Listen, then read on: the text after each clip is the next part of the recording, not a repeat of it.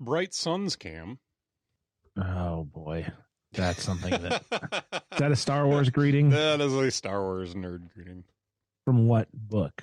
It's actually from the Galaxy's Edge park down in Orlando or. Oh, that's California. right. Okay, I knew that sounded familiar. I couldn't place it though.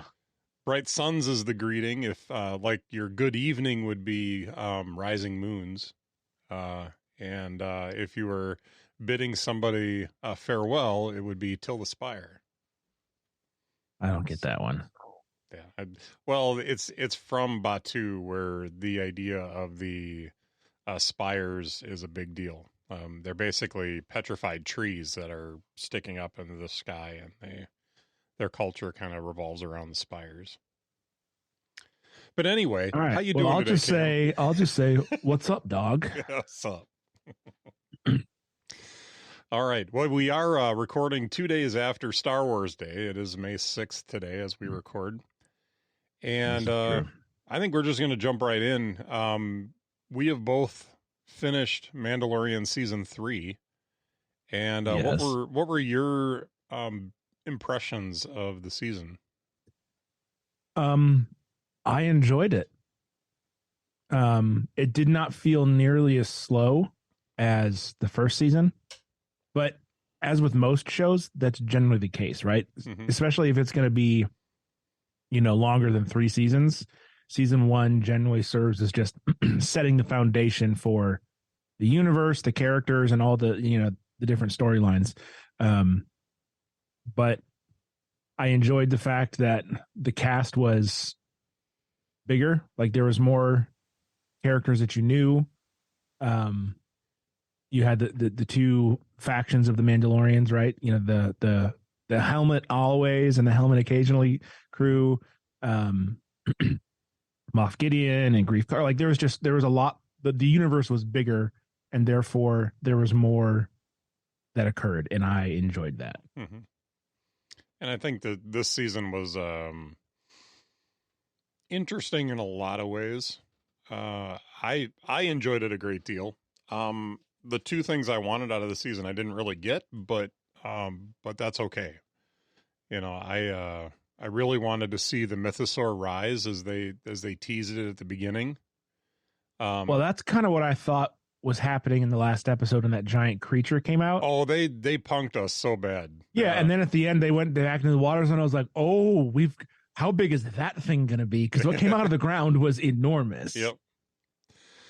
And then I thought we were going to see Grand Admiral Thrawn at the end as well, and because he was talked about in the Shadow Council in the second to last episode.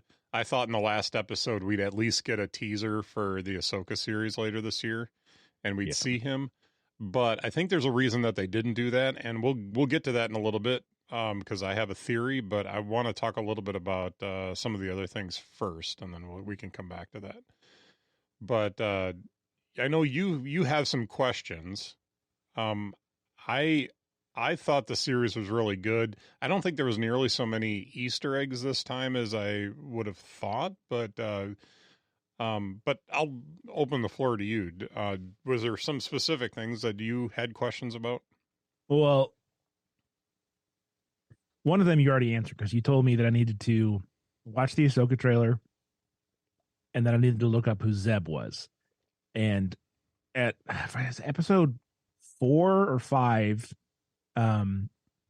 you meet like the former rebel, fighter pilots out in like I don't even know the name of what they're doing now. Because I haven't read a Star Wars book since 2000. Like Rogue Squadron was what I read. Yeah, it's the New Republic. But they're still in the orange, rebel jumpsuits. And so there's this human person talking with this giant bluish purple hairy dude, and then I saw something on Reddit that was like Mandalorian spoiler. I was like, well, sure, why not? And it's like it had a picture of that guy who I now know is Zeb, and it says, "OMG, they're gonna blanking do it." Yeah, and that's all it said. And I was like, well, that's not a spoiler for me because I don't know who this guy is or what they are supposedly going to do. So I would love some context around that hairy person. Yep. So that's Zeb. He's a I'm gonna forget the name of the but he's in Rebels, with along with the rest of the crew of the Ghost, which is the name of their ship. So Zeb is in there with, and if you watch the Ahsoka trailer, you'll see Hera, you'll see Sabine, you'll see. There's a real quick image of Ezra in a holo recorder or a holo player, which I have a lot of questions about because he looks a lot older than he did in the show, and I don't know if I like the actor that they used for him, but I'm gonna give that pause because at the end of Rebels we have Ezra Bridger is captured by Grand Admiral Thrawn.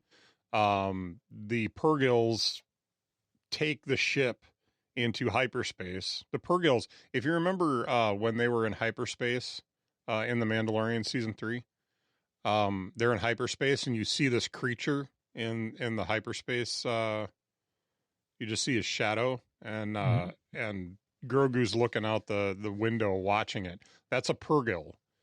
It's basically like a big space whale that can that has the ability to travel in hyperspace. As we all know, whales are the fastest of the species. Well, and it's just a big space creature. I'm being an idiot. Carry on. Okay. All right, but the context around Zeb is that he thought that by the end of Rebels, you find out a lot of things that I don't want to ruin for you.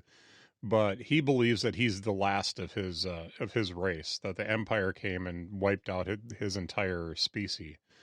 And so he kind of plays off that. Really, what you got to do is you got to go back and watch Rebels, and I think it would be really good going into Ahsoka in August to have that base knowledge behind you, because that series looks like it's going to really lean heavily on the Rebels show, because it's all the characters from Rebels, and so including Grand Admiral Thrawn, which we see in was it the Ahsoka trailer, live action for the first time in the Ahsoka trailer. So I'm super excited about that.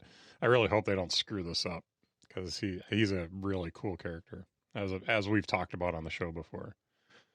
But anyway, yeah, that's where Zeb comes from. And a little fun fact about Zeb, that character look was actually the what they based that character on was what originally a lot of the concept art was for Chewbacca.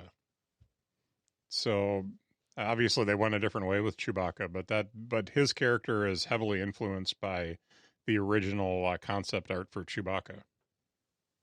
Interesting. Does he growl? No, he talks like that was such a bad Chewbacca. I'm embarrassed. Yeah. I can do better, but I'm not going to try. Okay. I don't want to sit here for the next 5 minutes. And then have you edit out the one good one I do. So. But the story of the season, I think, really flows nicely. There's a couple of things where you're looking at it going, what is this about? I thought the time that we spent on Coruscant with Dr. Pershing and the others there, it connected in, but it was a really roundabout way to connect into Moff Gideon still being alive. So that was, I don't know. I question a lot of how they did that. It was nice to see that Pershing was where he had gone after the last time we'd seen him. It gave us a lot of indication as to what the New Republic was doing. That was supposedly different than the Empire, but at the same time, a lot of people were just like, well, it's just another Empire. So you were getting an interesting view into the fact that things really hadn't changed all that much. It's just, there's a new sheriff in town. Yeah, there's a moral facade put on things, right? And and we're not using the old Empire ships or whatever. We're using, so like the visuals are a little different as far as that goes. But yeah, to your point, it's still a massive galactic, government, just not with a psycho at the top, an evil bad guy. Yeah. So I have a question, and I don't want to derail the conversation because I want to get back to the Mandalorian and the whole like purging and Moff Gideon and that sort of like weird, almost like Andor-esque episode where they're like, sneaking around and sneaking into the ship, and then he gets obviously set up and gets his brain fried by, I don't even remember what her name was, but will we get the story of how the New Republic turns into the First Order, or not even turns into, but like the rise of the First Order? Because when we get to the 7, 8, and 9, it's already a thing, right? And I don't remember. Rogue One is where we meet Andor the first time, right? Correct. That's the name of that movie. Like, okay, but that's the start of the rebellion, in episodes 4, 5, and 6. So when we get to 7, 8, and 9, if my memory serves, the New Order is kind of already established as a thing. Like they have Star Destroyers, and so like I'm curious, are we going to get? I don't know if there's books out there about that, or if we're going to get a TV show about the rise of the New Order that leads into movies 7, 8, and 9, because that would be kind of interesting to me. Yeah, I'm an origin stories guy, Mitch. Yeah. I want to know how things start. I think where the books pick up is so close to episode 7 that you don't really get a lot of that story. So I don't think that has really been okay. So that's still that story's been told yet. That's still up for creation, I suppose. I believe that the Mandalorian's going to move that direction. I think that we met Captain Pelion for the first time in live action. He was the guy that was talking about Thrawn and the Shadow Council. Yeah, with the goofy mustache. Yeah, so Captain Pelion is the captain of the Chimera, one of the Imperial ships, and that is Grand Admiral Thrawn's ship. So just so you understand what the relationship is between Captain Pelion and Grand Admiral Thrawn, they're on the same ship together. So that's why he would have direct access to Thrawn. But as of the end of Mandalorian 3, they're still waiting for him to come from wherever he is, right? And that's where my theory comes in with a lot of this, because there's a bunch of stuff in Legends that I think if they bring that into, I'll get to that in a minute. Okay, because there's something really, really thick here that we could dig into. And I want to do that. I just want to say one more thing before we get there, because I was looking at the Star Wars timeline that you sent me that has all the Legends and canon books and movies and TV shows all in order. Yep. And I was looking at the dates because I always forget like where Mandalorian sits. Yeah. And it's just a few years after the beginning of Mandalorian is just a few years after Return of the Jedi, right? And but according to your timeline, which I assume is correct, episode 7 isn't until like 34 or 35. Yeah, there's like a ABY. 30 So there's year like gap between the movies. Right, but the Mandalorian is sitting like 5 to 8 years. So there's still like a 20-year gap between Mandalorian 3 and episode 7. Correct. And so I'm just I don't think the Mandalorian gets us all the way there. I think maybe it sets up whatever bridges that gap. So something that's interesting that I think you'll find interesting. So in the Shadow Council, 2 of the major players that were talking in the Shadow Council. The other one was Hux, right? The other one was Hux, and that would be the Hux from episode 7 or the prequel trilogy. That would be his father. Wait. So, because his father was an Imperial officer before that would have this is the first time we're seeing Hux's father. I'm trying to remember what his first name is. Because the kid they said the name, and I was like, oh, I know that name, and I thought it was the redhead, the crazy what's Domhnall Gleeson, that guy. Yeah. This is seven. Yeah, this is his father. Okay, that threw me because I was like, I know that name. That's the redhead bad guy from the sequel, or whatever, the third trilogy, but it didn't look like him. And that's okay. So that's his dad. That's his dad, which makes sense because this is 20 years ahead. So he's probably like a 10-year-old or something like that. Okay. Yeah. Thank you for clarifying, because I was like, wait a minute, no, I know that name.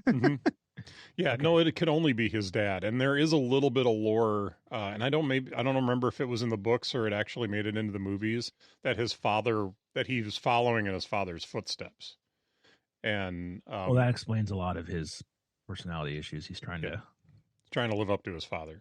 Uh-huh. Now, the Project Necromancer is mentioned in the Shadow Council, so there's a lot of thick like stuff going on in that Shadow Council. But Project Necromancer is mentioned, and Hux is leading that. Hux is the cloner guy. He's heading up the cloning, which in Legends is happening at Mount Tantus, on a planet called Wayland, which if you watch the Bad Batch, there's a bunch of stuff about cloning and stuff like that on Mount Tantus, between episodes 3 and 4 of the movies. So there's stuff going on even that far back. But the belief is that Project Necromancer is actually the cloning of the Emperor Palpatine. So that's that project to clone him. And that's why they were testing the cloning. That's why they're testing the cloning.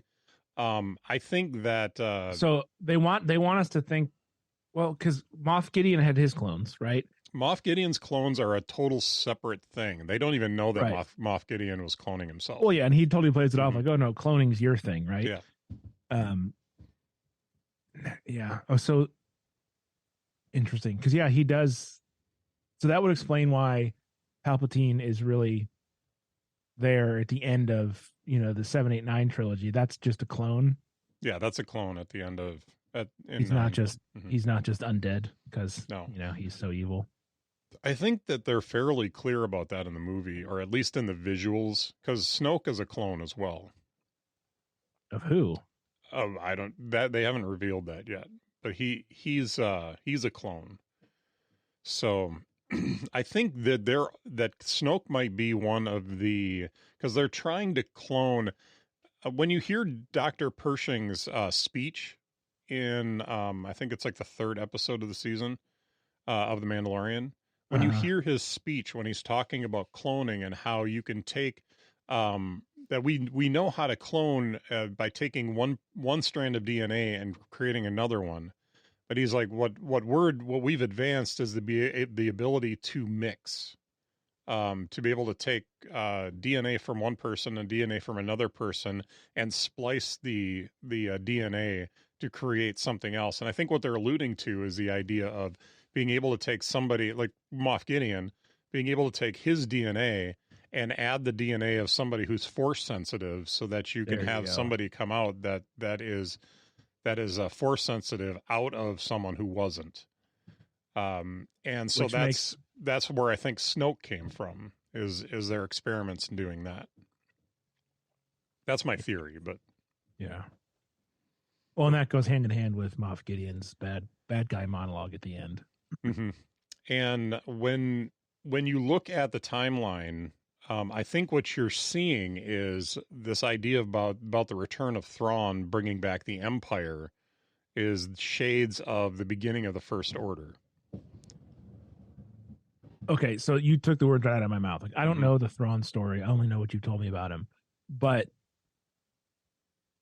it feels like someone has to be the catalyst for that to happen, right? And it feels like Thrawn carries that, like the way that he's talked about. Yeah. And even like his like white, jacket that like he might, because we don't see him in 7, 8, and 9. Correct. Right? But like if someone's going to be the catalyst, it's got to be, I think, someone that everyone's a little terrified of, right? And it seems like he holds that mantle. And Thrawn would be that guy. Yeah. Yeah. If you go through and you read the books, like everybody, when he first comes in into the Empire, everybody underestimates him. The one thing you don't get a lot is the Empire is extremely speciesist or racist. they hate as most aliens. dictatorships are.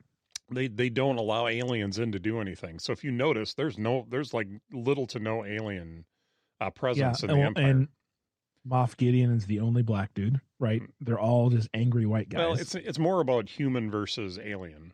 Right, but even in the human diversity, like it's 98% white dudes. Mm-hmm. No, this the Empire is really kind of the analog for the Nazi Party. Yeah, but but what was really interesting is that when Thrawn comes into the Empire, Palpatine basically brought him in and endorsed him and said, "This is my guy," and he moved up through the ranks really quickly. And when you read the books, you know why. Like, he's just a strategic genius. And they do the books very similar to, like, if you've ever read a Sherlock Holmes book where they, all this stuff is going on and you see all these pieces, and it's not till the very end that all the pieces are kind of put together and the explanation is given. Mm-hmm. Thrawn's character is very much like that, but from a military strategist viewpoint. Is that there's so many of the books with him, it's just like you see all these pieces and you're not meant to understand what's going on until at the end or at some point he explains, no, I did this because of all these things and because we were doing this, and it's just genius. Yeah. Thrawn plays so well in the books that I'm almost afraid that when they bring him into live action, that there's no way to do him well. So we'll see what happens, but that's tricky. Like, part of me kind of hopes, like, for a character like that, you almost want an actor that isn't well known. Mm-hmm. Absolutely. Because if, like, it's Brad Pitt, right? You're gonna be like, oh, right. Well, screw. You know what I mean? Like, you have so much established opinion of the actor that it totally skews your view of the portrayal, right? And so it almost seems like if this guy is as important, and that's kind of what I like about the Star Wars TV shows, to me, is like they brought in a lot of people I've never seen before. Right. So to me, they are that character. They're not, the person they portrayed in another TV show for 5 seasons, right, or this movie series. And so I'm kind of hoping they're able to find someone that isn't familiar. So to me, they're Thrawn, right? Mm-hmm. They're not. I'm not going through their IMDb catalog of 17 characters they've played, right? And so I'm not nearly as invested in that character or that storyline as you are. And so I think that's their best shot at a good take is someone that we don't know. Because I'm sure you have a very, very strong picture of what you think he looks like and what he sounds like, and all of that. And no, if you go and you were to listen to the audiobooks of like, say, the original Thrawn trilogy, so the first book would be Heir to the Empire, which, by the way, there's a little Easter egg in the Ahsoka trailer where she refers to Thrawn being the heir to the Empire. Mm-hmm. And it was just it throws it right back to that Legends book. But if you listen to the books, there is the way I think it's Mark Thompson reads the books. It is a very specific voice that he does for Thrawn, and it is amazing. I will go back and listen to those books because that's like comfort food to me, and it's so I listened to a whole bunch of, I had listened to those books originally, and then I listened to a bunch of other Star Wars books, and I went back and I thought, you know what, I'm going to reread the Thrawn trilogy. And I went back and I started listening to it, and I was like, it was like I was home. Like, it just felt, oh yeah, this is what a Star Wars book should sound like. Like, this is good. I like it. So I'm looking at the book right now. It's not canon. It's Legends, right? Those are Legends books. Yeah.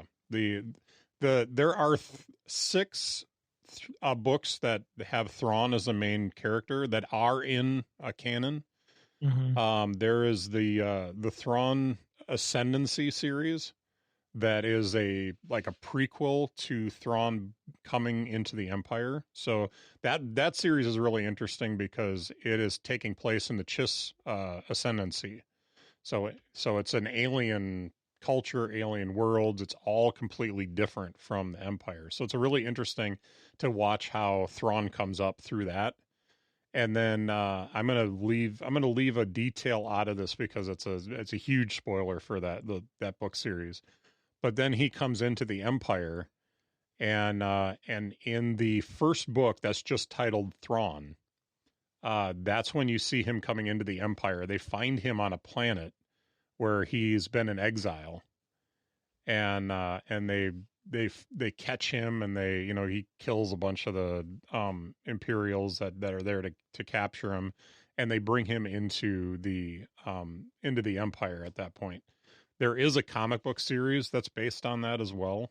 I didn't read the whole comic book series, but the first few books actually in the comic book series tell the story of him being found on this planet and moving forward from there.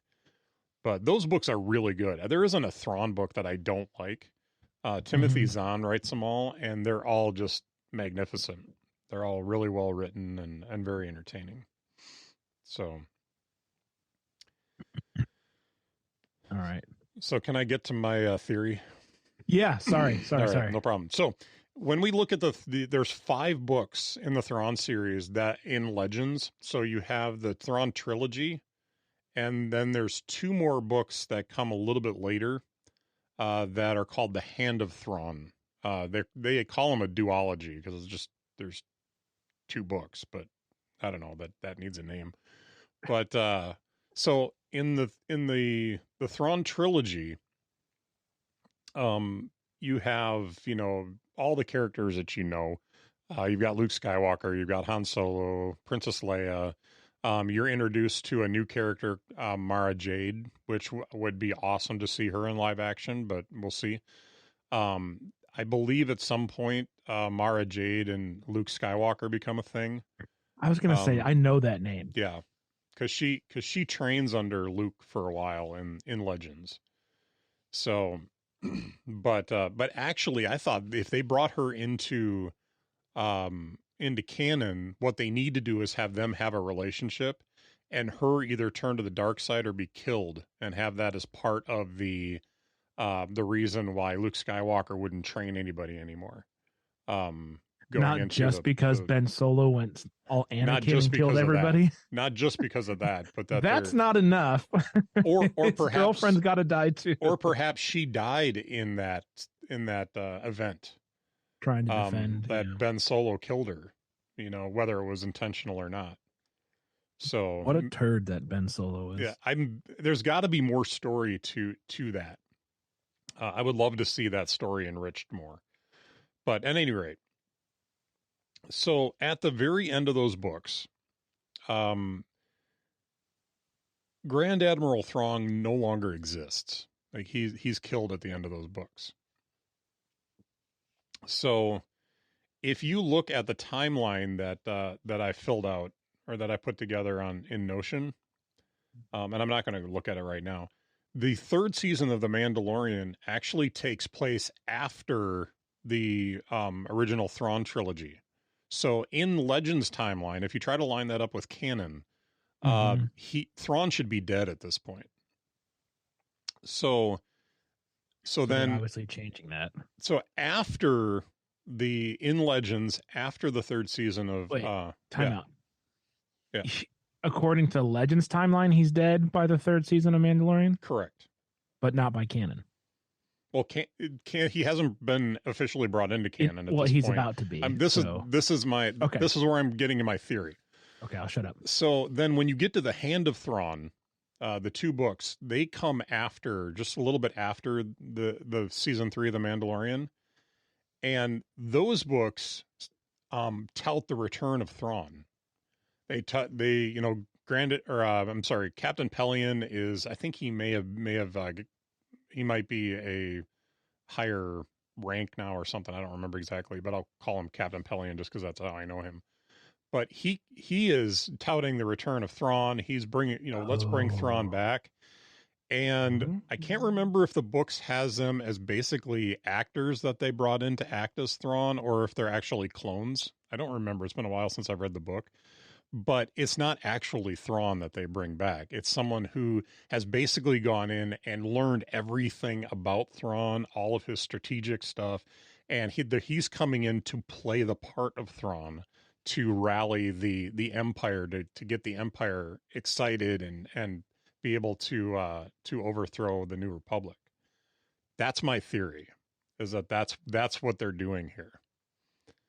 So, and that's why Pelion couldn't bring Thrawn into the Shadow Council. Yeah. So here's the question: is Thrawn then the new Thrawn 2.0, the first product of Project Necromancer as a proof of concept to then be used for Palpatine? Yes and no. I think we already have their established ability of cloning. What Necromancer is cloning a Force user, and Thrawn's not a Force user. So I don't think that they need that project specifically to do that. I think what Project Necromancer is about is bringing back Force users, or being able to create Force users. Which feels like deep magic. All right.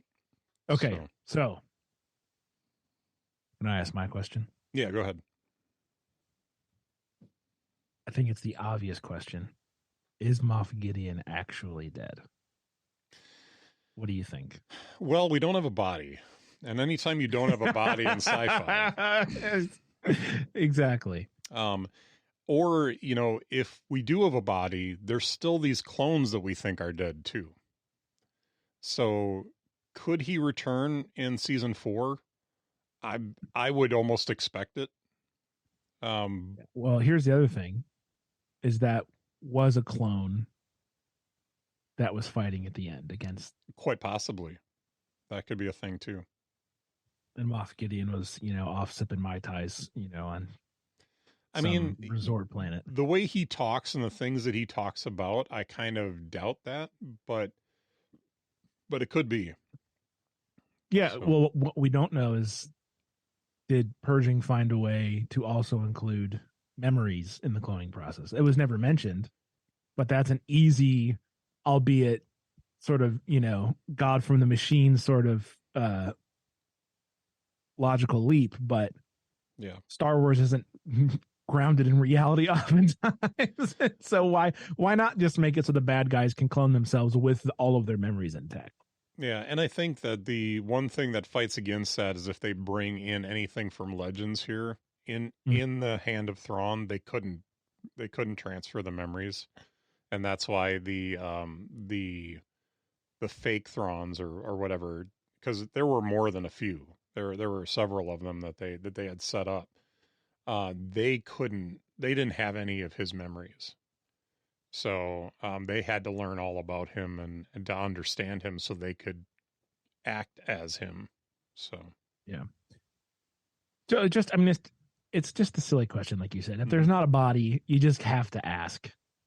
Even though he got engulfed in flame as a Star Destroyer crashed 30 feet behind him, is he really dead? Yeah. Well,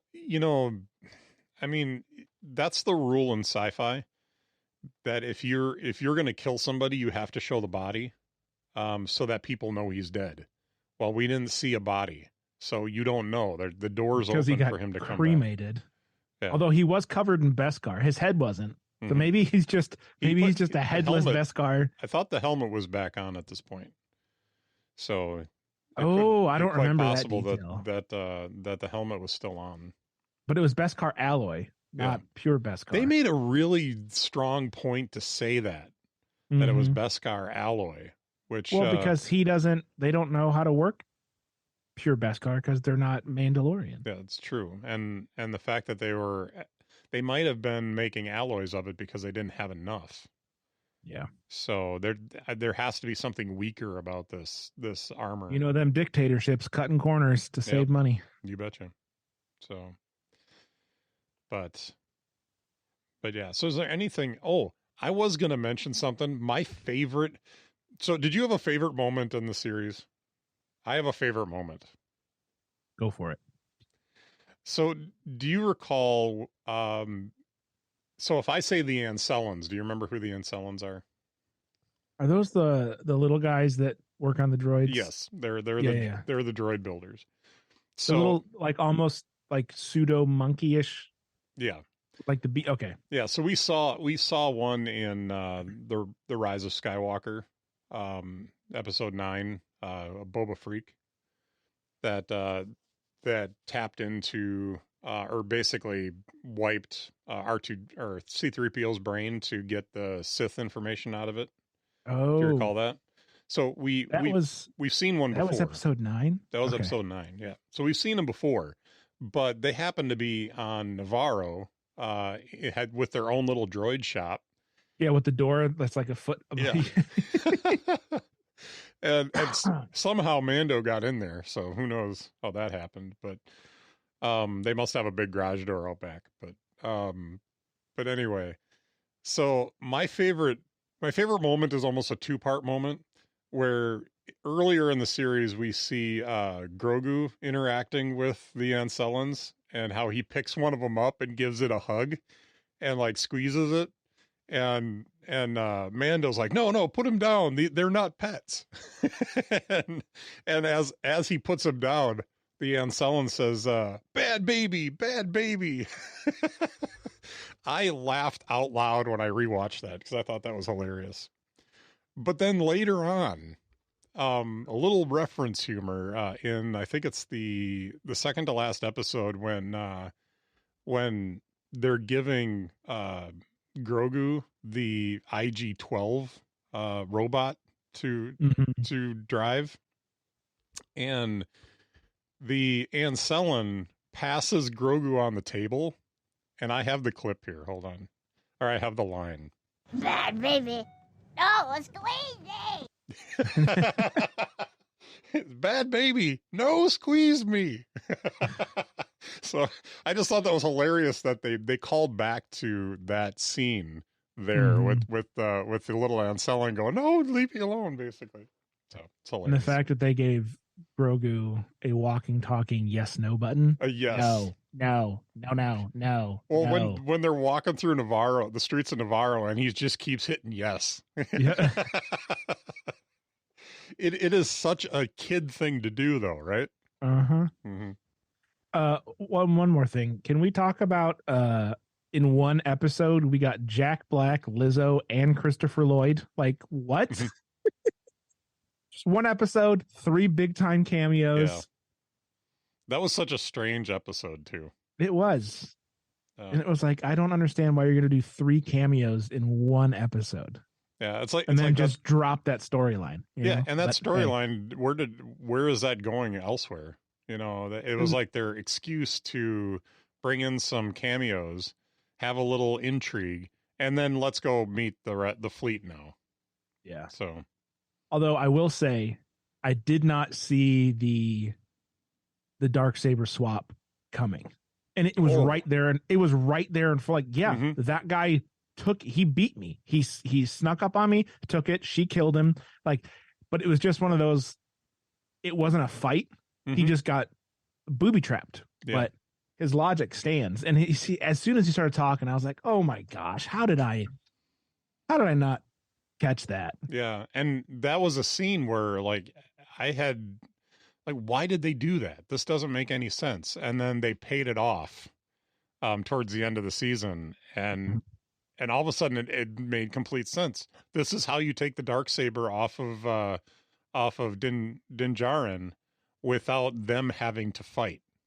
Yeah. Some WWE booking right there. Oh yeah. Genius. So very good. Anything else we want to touch on? I didn't want to go through and do an episode by episode thing just because it would take a while, but there was some interesting stuff in the series. Oh yeah. I thought it was good. One of my friends said it was her least favorite Mandalorian season. Okay. And I asked why, and she was like, because like at this point I hadn't finished it, so all she said was, wait till you get to the end. And she goes, and my reaction was, so all of that and this is where we are, like Mando and I didn't know what she meant at the time, but then I watched the finale and it's just them against the universe again. Mm-hmm. I was like, okay, I could see why she felt like that was a disappointing end of the season, but like it's just a pivot point for the rest of the, you know what I mean? Like I hope that season 4 is not a monster of the week, them hunting a bad guy each, because that's not really how the show has been. Yeah, there's too much to do here. I think they introduced that at the end of the season, I think, for inter-season activities. So when we pick up with them in the next season, we know what they've been up to. They've been working for the Republic, they've been tracking down people, they've been dealing with issues, making money, doing their thing. And now you hit season 4 and something's going on with Mandalore. Yeah, he needs to go back and help. Well, I would put money that season 4 starts with them in the middle of something. Right. Like we just get dropped right into the action and we're trying to figure out what's going on for the first episode or two, right? Mm-hmm.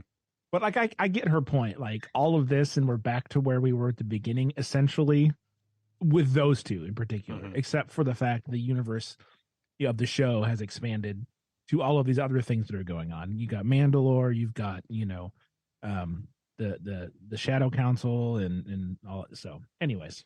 Yeah, what this episode did was it established the Mandalorians as the new like third party in the galaxy, if that makes sense.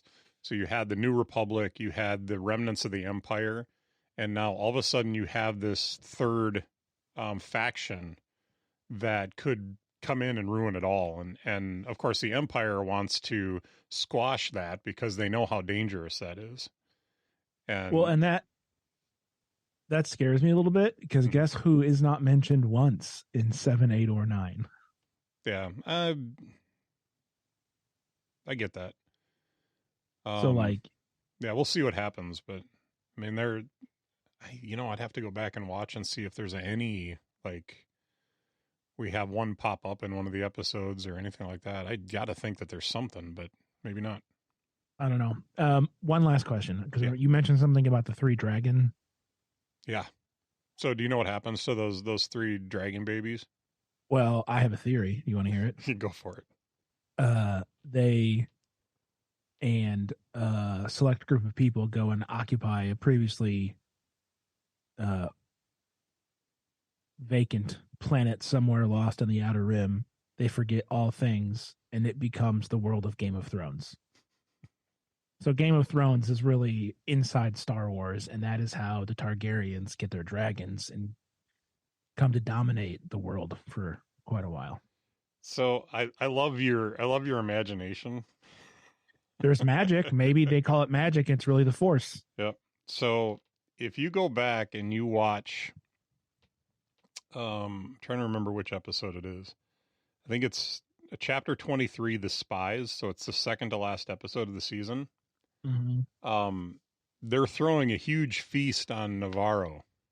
And as they pan back on the feast, there's huge bird-like carcasses on spits.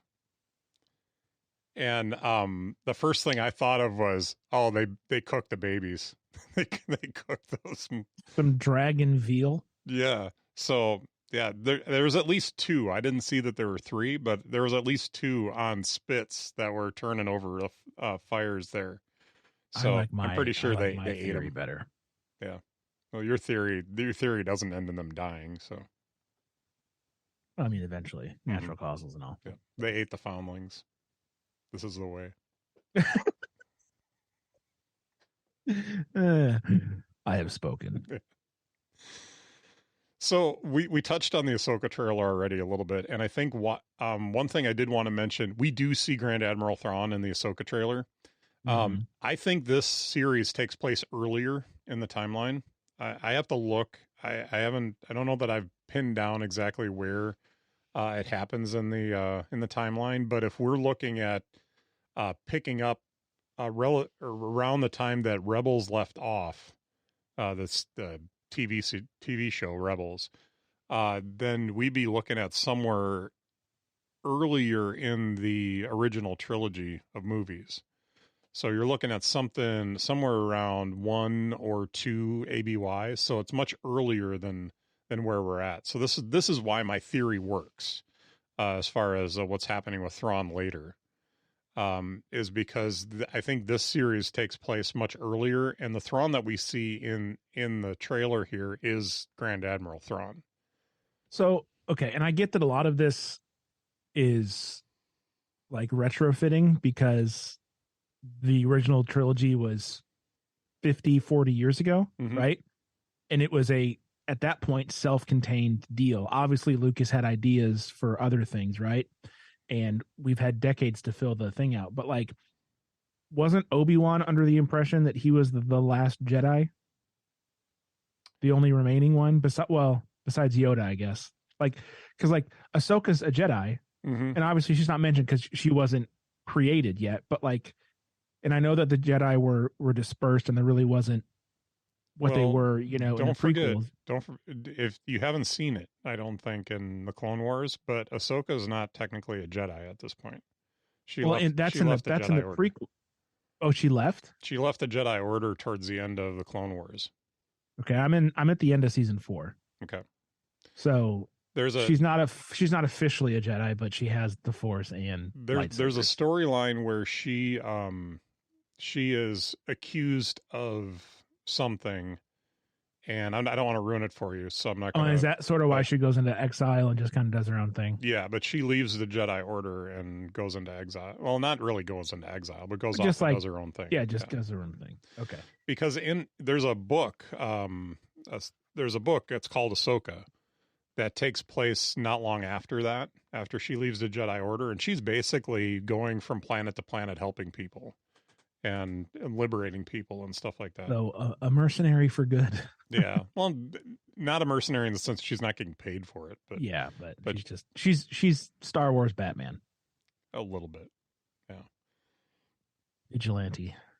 All right. So why did the pirate story get thrown into the middle of this?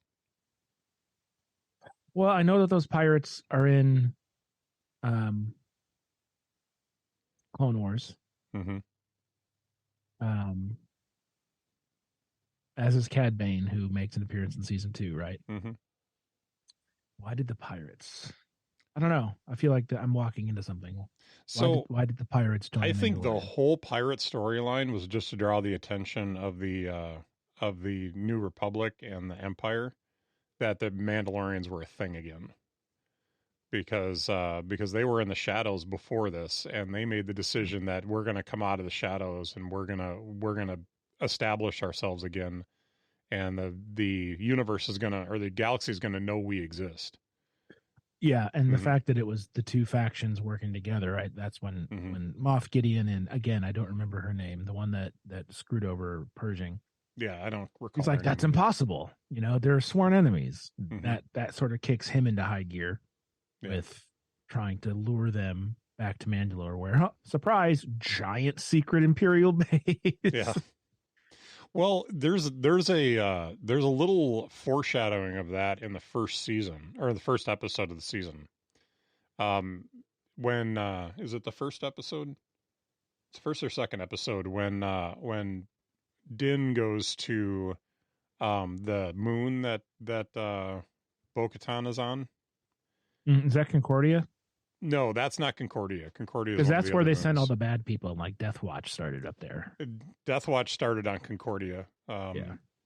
Have you seen that in Clone Wars yet? Okay. Yeah, but that's where I first learned of the Darksaber. But Bo-Katan is just hanging out, moping around. And in a giant castle with like a droid. And then sad. she has to go. Might be in the second episode now, The Mines of Mandalore, where she has to go save Din from that creature. I think they call him the Crone. I think in an interview that they did with Katie Sackhoff. But she has to go and save him from that. And as they're leaving the planet, they're being chased by TIE fighters, And then the TIE fighters come. So we don't know where those TIE fighters came from. Well, now we do. And now we do. Yeah, because there was a base on there. So there's a little foreshadowing that was already something going on there. But they didn't tip their hat too heavily. So, but yeah. Cool. Super excited for the Ahsoka series. This is gonna be a fun one. So, gotta wait till August. Yeah, it'll be here before we know it. Yeah, that's true. They did drop a new volume of Visions this last week on Star Wars Day. So there's another nine episodes of. Do you know what Visions is? The Star Wars Visions. I've seen it on Disney Plus, kind of scrolling by, but I haven't checked the trailer for it or anything. Yeah, it's not really each episode is really taken by a animation house or something like that, and they go in and they tell a story in the Star Wars universe using animation. So every episode's a little different. They're not intended to create a story or anything like that. They're just little bite-size stories in and of themselves that are created in different styles. It's a little bit like the Animatrix back when the Matrix came out. I don't know if you ever saw those, but essentially that's the idea. I still think my favorite one is the first one they did in the first season called The Duel. That one just really hit on all cylinders for me. It was a really good one, but we sat down and watched, I think, 3 or 4 of the episodes from the new Visions. They're about 15 minutes apiece, so they don't take very long. And so far, it's interesting. There's been some interesting stuff. They're diving a little bit more into Sith stuff that they haven't done in a lot of other areas. So that intrigues me. I'd like to see them talk more about the culture of the Sith. Yeah, because it's very much a black box for a lot of, we get more, like you get little bits and pieces, like in in the prequels, I can remember Senator Palpatine talking about Darth Plagueis to Anakin, and like, ooh, that's new. And then in later, obviously, when they're down in that creepy planet, and there's like all of those, people chanting, and Palpatine's that, like, so we get the black box opens a little bit, but there's, if you don't read the books, like I haven't, there's so much you don't know, and it's very hush hush, right? And I get that Star Wars is all about good overcoming evil, but like, if you know more about the evil, then the good overcoming means even more. Yeah. And if you go back and read a lot of the old Republic books that are in Legends now, there's a lot of talk about the Sith. There's a novel called Red Harvest that, if you're squeamish, I wouldn't read it. But it is basically a zombie story, it's essentially a Sith Lord creating zombies out of his Sith school students, and it's here, come pay me for your education. Week 2, you are now in my zombie horde. Thank you for your money and for your perpetual undead service. Yeah, but see, that's part of the culture of the Sith, like this idea that you're only out for yourself. You're not you don't really care about anybody. Even your apprentice. I don't have time to read all these books. Why do you I know, right? Killing me, man. But this whole idea of like the Sith are they're out for themselves, and even their apprentice is a means to an end. So and the apprentice's goal is to not get killed until they're able to kill the master, right? Essentially, yeah. Because that's the only way that you become the master is to kill your master and take in an apprentice. So, why would you take an apprentice then? It doesn't make any sense. Well, I mean, it's part of the culture of the rule of 2, and you're passing. Yeah, but they're bad guys. They don't pay attention to rules. The crazy thing is they do. Like, they still have order and a structure to what they do. It's just different. It's so different. So, anyway. That would be the one logical issue I would take with all of this. Yeah. But anyway, but again, it's Star there's Wars. a lot of reading to get to an understanding of that. So yeah. All right, I'm gonna have to take a look at your. I might have to. So I added a tab. I don't know if you can see all the tabs, but I added a tab called recommended. And in the Notion Notion document.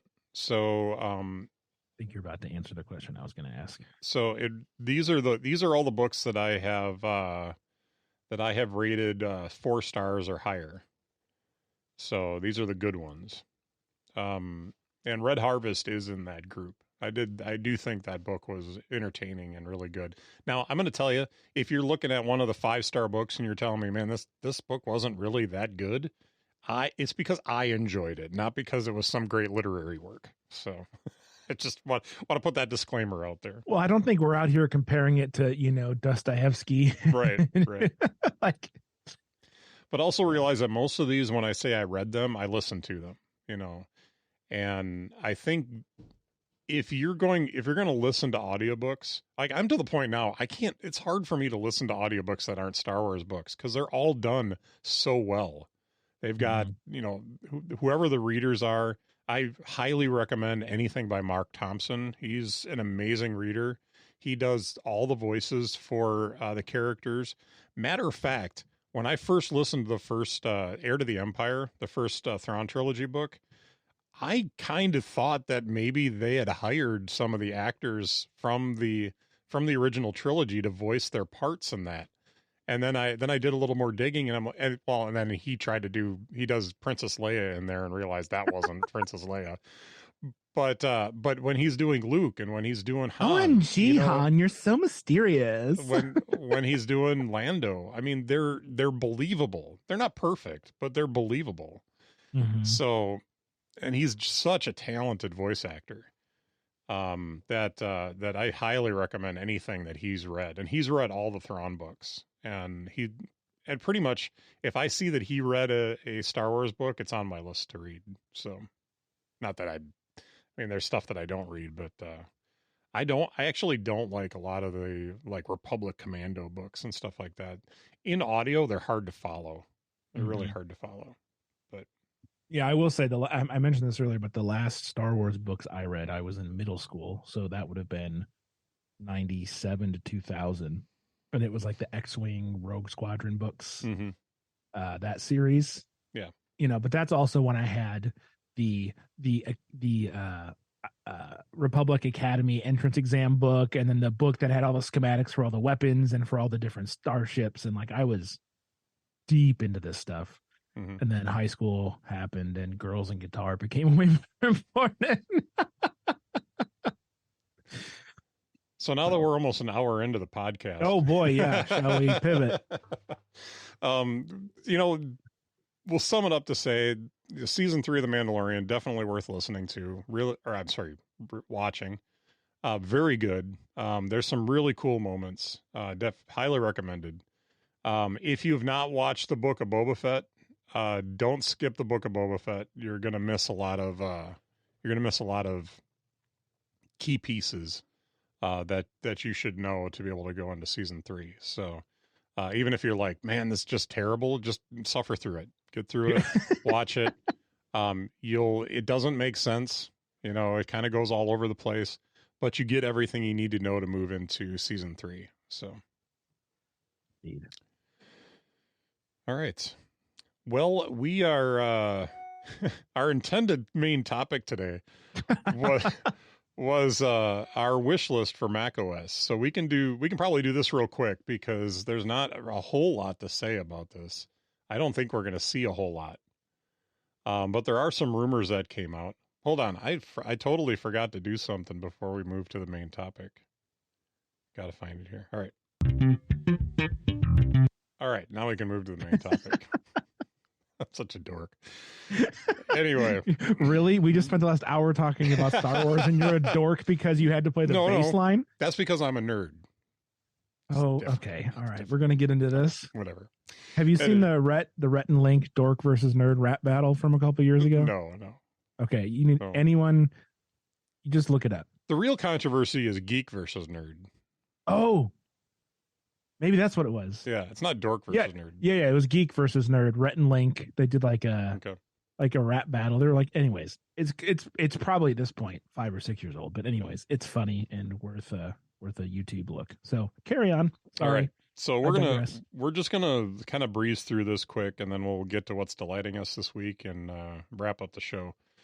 But what's on your wish list for just generally? What's on your wish list for Mac OS?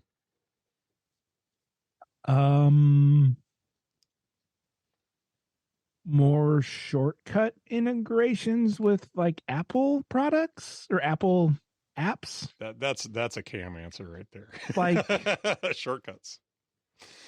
But like no, it's valid for sure. I'm like reaching, right? Mm-hmm.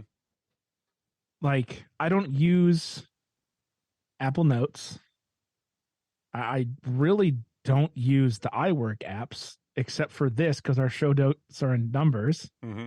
I don't really need anything more from Numbers to do our show notes in, right? Like that's fine.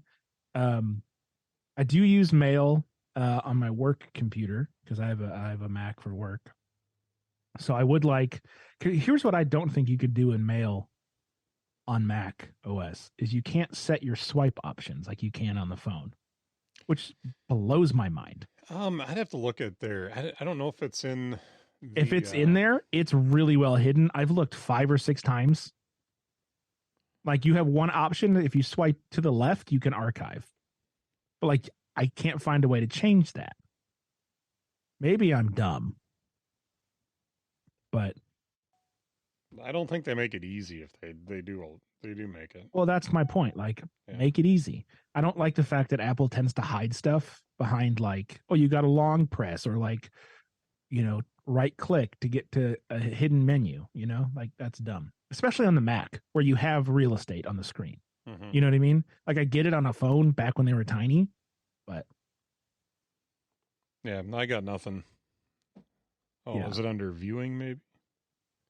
Yeah, it's got to be under. If it is there, it's under a dumb heading. But yeah. So as far as Mail, the iWork suites, Pro apps, really what I want to see is I want to see a little bit more iOS and iPad OS come to Mac OS. That was, you literally took the words out of my mouth. Like more stability around the Catalyst apps or just the ability to run iPad apps on my computer more stably, right? Better efficiency there. Because literally at this point, macOS is so mature. We've been around for so long. We've got Sidecar. We've got what's the one where I can take my mouse from one computer and control Universal the other control. One? Like we have so many cool tools and functions. Like, but it's also really fast. Like the computers we have are ridiculous. So like I can't even say like I want macOS to be more efficient because it's blazing fast on my MacBook Air. Like, you know what I mean? So I just, one thing that I really want to see is widgets on the desktop. The option to be able to for companies, I really like to see them make an argument for why why iPadOS and iOS developers should care about macOS. And that's a good point. If like say Carrot Weather is a good example. Carrot Weather's app on iOS and iPadOS is awesome. Yeah. Their app on macOS is like, oh yeah, we have a macOS app too. I didn't even know they had one. Yeah, and I would love to see them. It's the old design language from the older versions before they added all the customization. Which is hysterical because the guy behind Carrot Weather is always on top of the latest features for iOS. Like he is on the bleeding edge of. Yeah, but his macOS app is just like nobody uses it. So that's funny. Yeah. Well, and then talk about like I know we talked about tvOS last time, but talk about a widget I would love on my tvOS dashboard. Give me Carrot Weather. Yeah, I need a little snark on my TV. Yeah, little snark and the temperature. That'd be awesome. Why not? I would love to see that on. Just be able to put a widget right on the screen of my computer. When there's nothing up there, there it is, just sitting there, making fun. Well, and like especially in the part of the country where we live, where like literally you can have all 4 seasons in the span of 2 days, or in a day, and sometimes that's crazy. Yeah, especially like in the spring and the fall, right? Like summer, it's hot. Winter, it's cold. Spring and fall, who knows? Yep, it's a dice roll every day. No, I really feel bad for meteorologists in the Midwest during the spring and fall. I get like we talk about weather, especially carrot weather all the time, and I feel like for people that live in climates that don't see a lot of variance, you may be like, why are they so obsessed? Because literally for 6 months of the year, we do not know, right, on a day-to-day basis what's going to happen. And the weather right now, it looks like it's starting to stabilize. We're looking at like 70s for highs most of the next week, but literally last week the high was in the 40s. Well, yeah, but we had a weekend here. Was it last weekend or the weekend before where it was 80 degrees on Saturday, and Monday morning it snowed. Yep. And so exactly. It's like you just like things are crazy this time of year. We just love the seasons here. Gotta get them all. Yeah. We could literally, if you time your visit well, you could just get them all out of the way and go back to wherever you came from. But what I love about the Midwest, no hurricanes. Yes. No forest fires, no earthquakes, and like occasional tornadoes. Yeah. Like, I'll take the crazy weather for the lack of, natural disaster. I don't know if I've told this story on here before, but I had a guy from California that went to school with me when I was in broadcasting school, and he freaked out every time it started to rain heavy. Because they don't get storms like that out in California. So if there was like a lightning bolt, he'd be like, "Oh, are we going to die? Are we okay?" Like, I swear he asked me that question one day. Dude, are we going to die? Is it okay that just like fire just came out of the sky? It's like, dude, we're fine. We're fine. Yes. Enjoy Welcome to the Thunderdome. Yeah. We're all sitting up here going, "Ooh, that's so relaxing." Yeah. The rumble of thunder. Anyways. Yeah. I think I would like to see I think messages is pretty good. I feel I couldn't point to anything in particular, but I feel like there's still something missing in messages. Notes, like you said, I don't really use notes. The pro apps, I don't really use the pro apps that much either. I do. Final Cut and Logic are. Yeah, I don't have occasion to edit video all that much. And I'm a huge Adobe Audition user, so it's in my fingers. It's hard for me to go use anything else. Yeah, so I guess one feature request that I would like, now that you bring up Audition, is Audition's match loudness feature is not in Logic. Well, that seems like an opportunity. You can do some weird sort of hacky ways around it, but it's not nearly as simple as Audition's use of match loudness. Set your LUFS or LUFS if you want to be like me, and then you just set it, boom, and you're done, right? Yeah. But I don't want to pay a subscription just for one feature. That feels unnecessary. But if that is your main audio editor, then that's a great feature that you get in Audition that you don't get in Logic unless you use an extra plugin, which you're going to have to pay for. So that FYI, I use it on every one of our podcasts. I know it's a great feature. And when I was paying for Audition back in the day, I used it too. Now I just kind of have to guess. Really beyond, obviously they need to clean up system settings. System settings is... Let me adjust the width, you dictators. Right. Well, not just that, but some way they categorize stuff is so silly. Yeah, I feel that way about the app library too. I'm like, why are these in the same box? Can we have like 4 or 5 categories that open up to a set of categories within that category, and then it takes us exactly to where do we want to go? There's so many settings now. It's so hard to find everything. Crazy thought. Just gonna throw it out there. Let me categorize them. Ship it with the default categorization, and then give me in the individual app settings. Click into notes, and I want this one to be in like my storage folder because I don't want to see it. What about favorites? That's the other, and that always sits at the top, right? I go to the Bluetooth Bluetooth settings a lot. let me put that in the sidebar as a favorite. Just an example. Yeah. So I think we're getting pretty nitpicky about it, right? And I don't think that's a bad thing. I think, one, it shows... It's evidence of the maturity of the operating system. Exactly. Yeah. And the fact that we have to be nitpicky means that there really isn't anything overtly glaring or consistently that trips us up, right? And I'll be honest, like, I use my MacBook a lot more than my iPad now. And I know that has not been the case in the past. Like, I straight up bought a new iPad because of Stage Manager, which in hindsight, stupid decision, because Stage Manager was so broken on the iPad. Oh well. I have a nice iPad that'll last me, 5 years. Great. Stage Manager has replaced 80% of my use of spaces on my machines. On Mac. I don't have an iPad that runs it. Although sometimes I wish I did. I wish my iPad did, because there's two programs or two apps that I would love to use side by side, that one of them will not run side by side with the other one. That when I'm at church. So, but that it is what it is. Yeah, I think, I mean, Stage Manager could probably still be tightened up a little bit. Specifically some of the issues of where, like, I'm in a stage and I click on another app and it closes that stage and opens that app in its own. Maybe I wanted to open it when I was on this stage because I wanted it to be open with these apps. Like, why can't I have a default setting of open app in current stage or open app in new stage? Let me make that choice.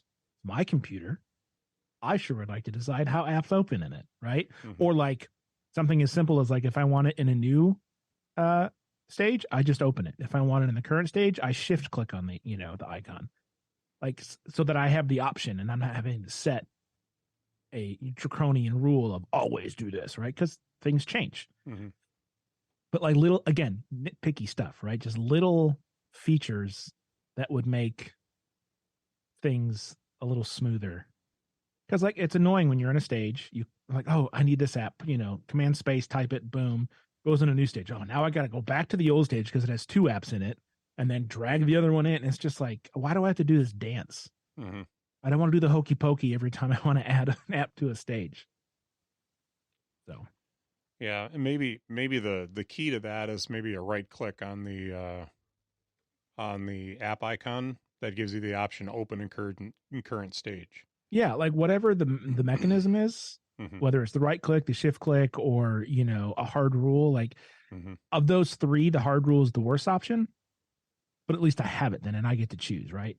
But yeah, I think you're right. Like the right click or the shift click, like whatever that is, to allow for the variability that comes with the way that we work. So here's another crazy idea. How about a shortcut or a keyboard shortcut to be able to switch between stages?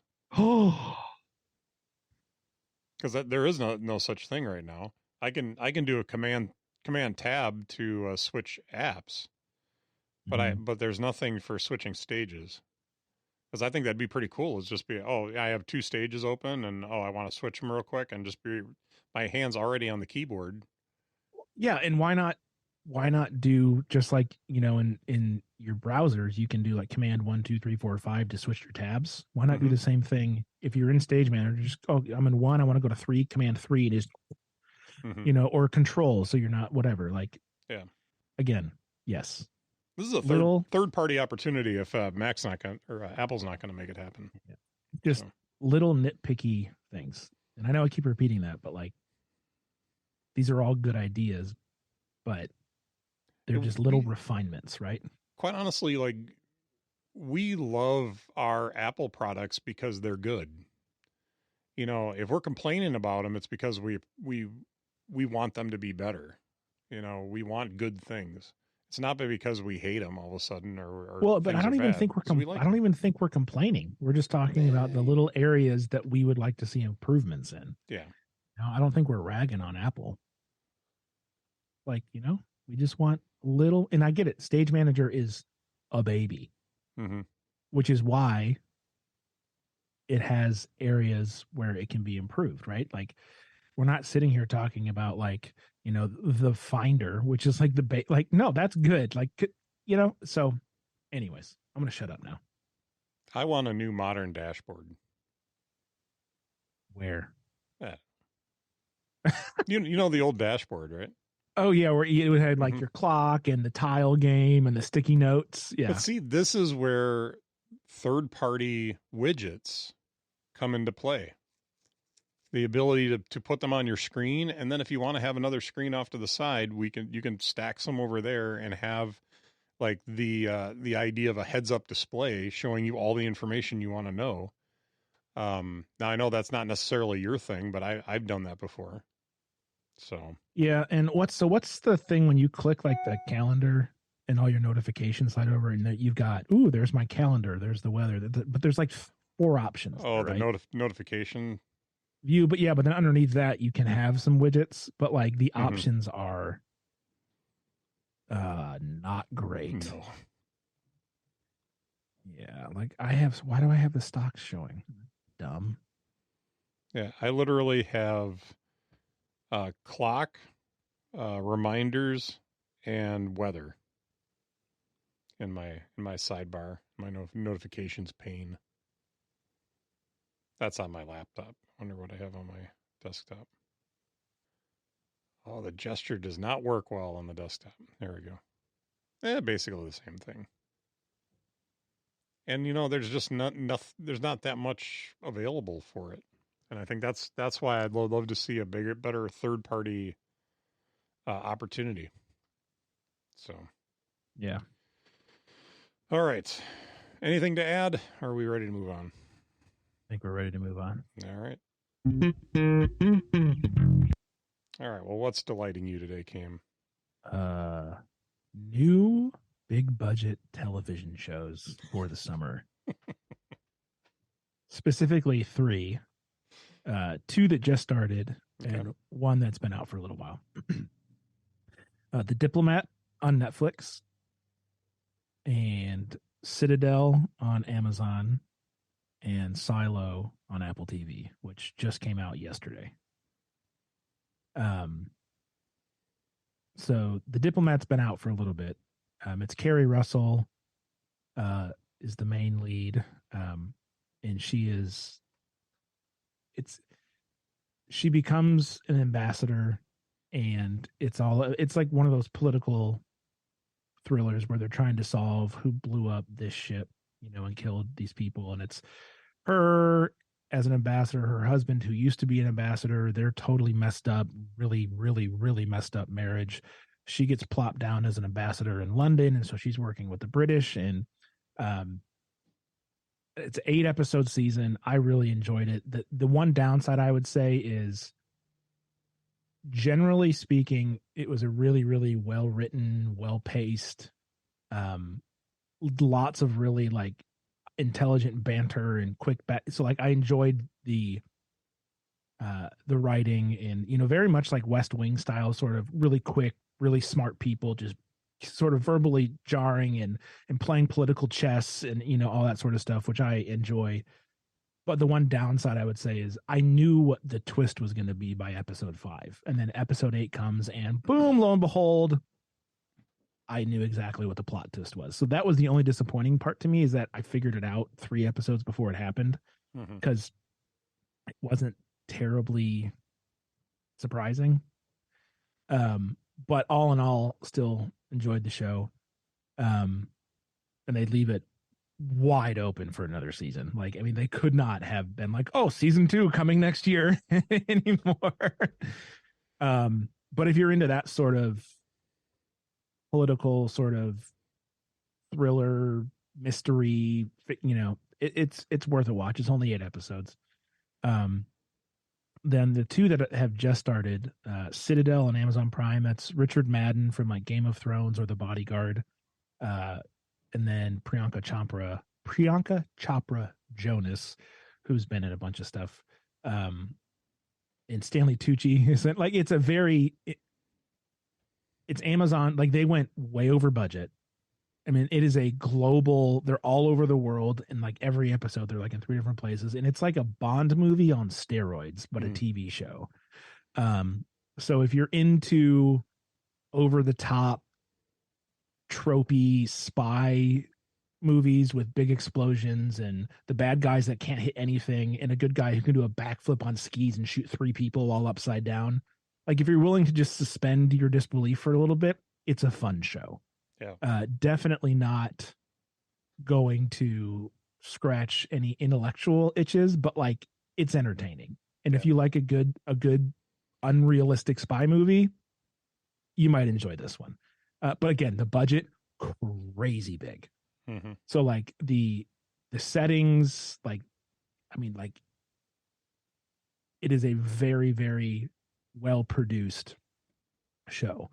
Just not unlike The Diplomat, it's not gonna like make you feel like a smart person. You're like, oh look, he did a backflip again, upside down, and shot 3 people while they missed him the entire way down the mountain in a ski chase. Like, why are bad guys like always so bad at hitting people? It's a stormtrooper problem. Yeah, I was gonna say. Yeah.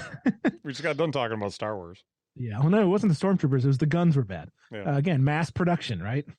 Cutting corners. You know the nice thing about the Mandalorian and the stormtroopers that were in that is that they were all wearing Beskar, both sides, so they could hit the other guys, and it was okay. Yeah. So. And then the last one, which I am the most excited about of these 3, is on Apple TV. It's called Silo. Have you seen trailers for this? I have not seen the trailer, but I've seen the big full screen image that they've I have very high hopes for this show. Yeah. So they released 2 episodes yesterday, and I watched them both. And so the concept is there's this group of people, I don't know, 2,000 people that live in this giant underground silo. Like it's 140 stories tall, and it's all underground.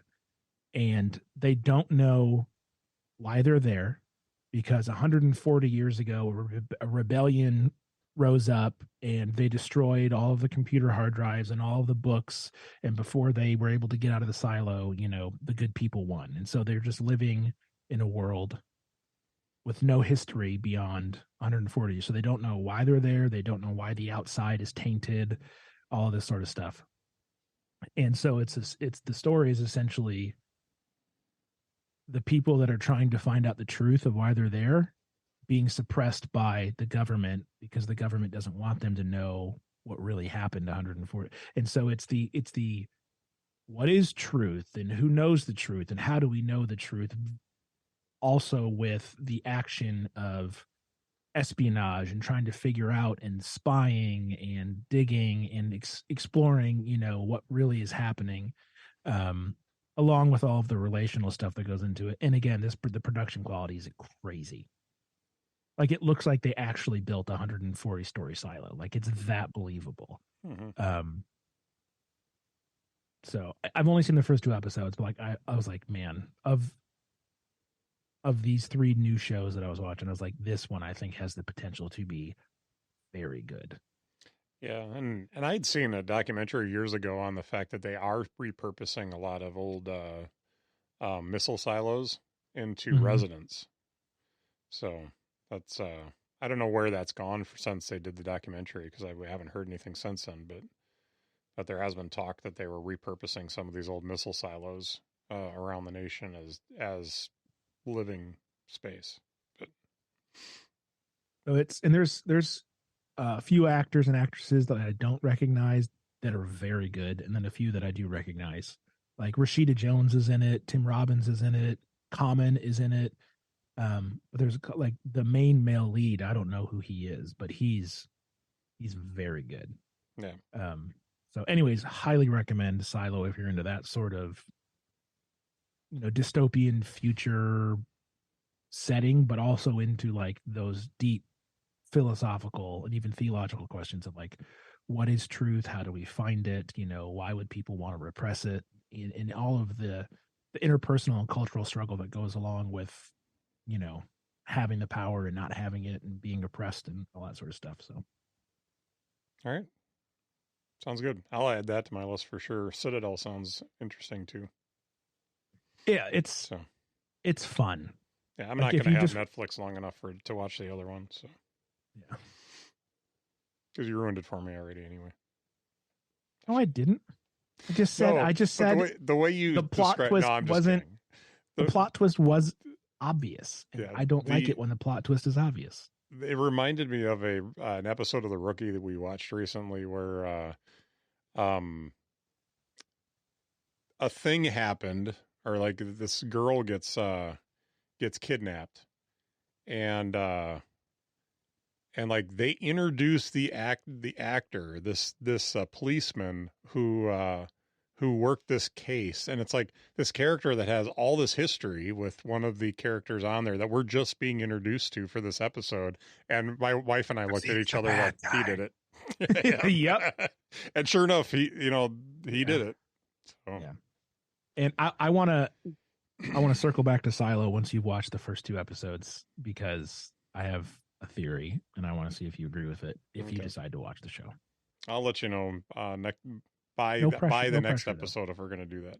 So I had to think of where we're at right now with some of the other shows we're watching. But what's delighting you? This is going to be one of my low key delights, because it's like, I don't have anything huge from this last week that's really delighting me. So I'm going to go a little low key and just say that I signed up for Readwise for some reasons that I'll mention here. But I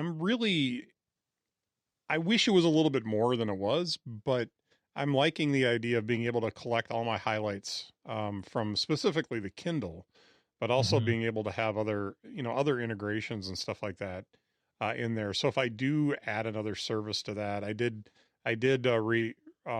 sign up for relogged into Instapaper with the goal of actually tying Instapaper into Readwise. And I don't know what I'll do with that, but it's something to do. And although the one feature that I was like, oh, it does audio now, that's interesting. It works with CarPlay, that's interesting. Oh no, that's a paid feature, so I don't know if I'm interested in paying for it. But Readwise does a really cool thing. I've become huge into Notion, as I think I've mentioned it on just about the last 4 episodes. But and I'm still loving it. Notion is such a cool place to just keep track of everything, and so easy to work in once you work out some of the mechanics of it. It's just cool. I like it. And one of the things that Readwise does is it integrates with Notion so that it'll take, like, say, your Kindle highlights and send them over to Notion. And it does it in a really pretty way. You get a nice view of all the books that you have. You can click into the book that you want to look at the highlights for, and go in and search through your highlights. I've actually gotten to the point with when I was using Obsidian before, and now with Notion, where I highlight the chapter headings. So chapter 3, whatever the chapter is, I highlight all of those so that when I go into something like Notion to look at my highlights, I have those markers throughout the highlights showing what's in each chapter. Clever idea, Mitch. Yeah, it works out really easy. Really nice. Smart. I'm stealing that idea. Yep. You're welcome to it. The only thing that bugs me about any of these services is that they don't have hooks for, like, Logos. I would love for all of my Logos highlights to be in Notion. Just imported in. But does Logos have an API? I doubt it. That is probably why it doesn't. I would have to look into it, but that'd be why it's probably doesn't do that. Because if Logos did, then you would just have to build with Notion. Because now you've got me thinking. Yeah, because that would be. I'd be surprised if they did. No, I think Logos likes being a closed system. So. Yep. So anyway. Just silly.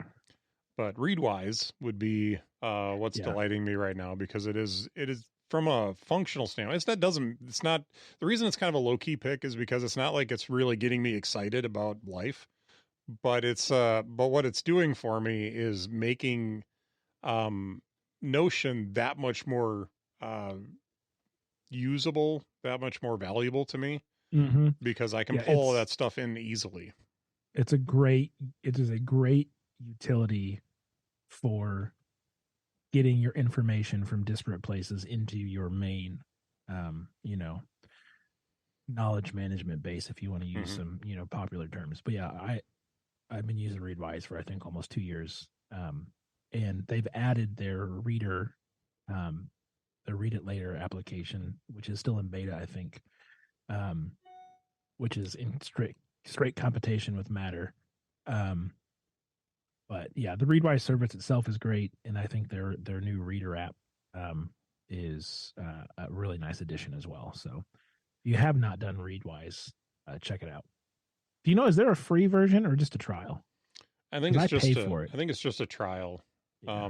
I decided to pay monthly for it for now, because I just wanted to test it out and see if it was something. I didn't want to commit to a year of it. Because I think it was $8.99 a month. I think is that the one that was like almost $100 a year? I think it is like $99. Yeah, so it's not cheap. If it's something that just becomes an essential to my day to day, then I'll probably end up having to pay for it. But yeah, I'm on the yearly one. Just because I did what you did. I did like 2 or 3 months of the monthly, and I was like, no, this ain't going anywhere. Like, yeah. I'll save the extra, $12 or $15 by going annual. But it's, again, I agree. You try it monthly until you know for sure it's going to stick. Yeah. Because the amount of times that I've done the yearly, it's only $50, and like after 2 weeks, I'm like, oh God, what a waste of all that money. If I had just been a patient boy and tried it for a month, I would have realized, no, I don't need this. And I did finally become a paid subscriber for Notion. So that's a thing. I just, man, if it's not Notion, Notes is a really good place to keep your stuff. Obsidian works really well. All of these systems have, just for me, like, I just want somewhere to put stuff, whatever, my Star Wars, timeline is a perfect example. I want to keep track of like where all the books are. What have I read? What haven't I read? Because it can be really confusing when you want to go back and like figure out, okay, I'm kind of caught up with the books that I wanted to read. What should I read next? And like, now you got to go hunt around on the internet to figure out, what haven't I read yet? And so the internet is a terribly unreliable place. Yeah. And so, it's been so nice to have that one place that I can go where I can just look, okay, that's the book I'm reading right now. These are the things. And I made a dashboard that in Notion that just, I open up that dashboard and I can just scroll right through it and it shows everything. I love that I discovered that if you're saving links into Notion, so there is a I don't know what you call them, a share extension in the share sheet for Notion. And you can, if you're on a web page and you're like, I want to read this later, you just hit that in Notion, and it not only brings the URL into Notion, but it takes a few minutes, but it'll actually scrape the article. Technically, you could read the article in Notion and you don't even have to go back to the website. And if the website is a terrible website that has tons of invasive advertising, that's a good place to go read it, is in Notion. Yeah. Because it doesn't pull all that stuff in. So, but what I did for that is that it's just another database in your Notion, in your Notion, one of your Notion files. It's just another database. So now you can go in and you can create a view of that is set up with what's called a gallery view. And in the gallery view, it takes the top image that's in the article and creates a little thumbnail there. So every link that I have in there has this nice little thumbnail. Right below it, it has the title of the article or whatever the page title or whatever it is, and it's so nice and neat and pretty, and it's very pleasing in the way I'd prefer dealing with stuff on the internet like that. So yeah, I like it a lot. So Readwise, check it out. Hook it into Notion and enjoy. Indeed. All right. Well, do we have an announcement? Is innerdialogue.show pointed at our website now, or our podcast? It would be my page on my website. But yes, it is. Sweet. So, so if you want to know more or you want to get more information about the podcast, you can check out innerdialogue.show. Now that I know that that's hooked up that way, I'll probably have to go in and put the links to Cam's website in there as well. And maybe, I don't know, maybe a link to my site just to make it easy. But I've been looking at maybe putting together a feedback form so that you can, if you've got questions or comments or anything that you'd like to send to us. Good idea. I can set up a little form there for you to click on and just send an email our way so that we can talk about it on the show, since we're not really on social anymore. So, or not regularly. I do a little bit of Mastodon, but not a lot. But, and you're social network free right now, correct? Yeah. The only time I check Instagram is for my photography account, just to see if I have any people who are like, hey, can we hire you? Sweet.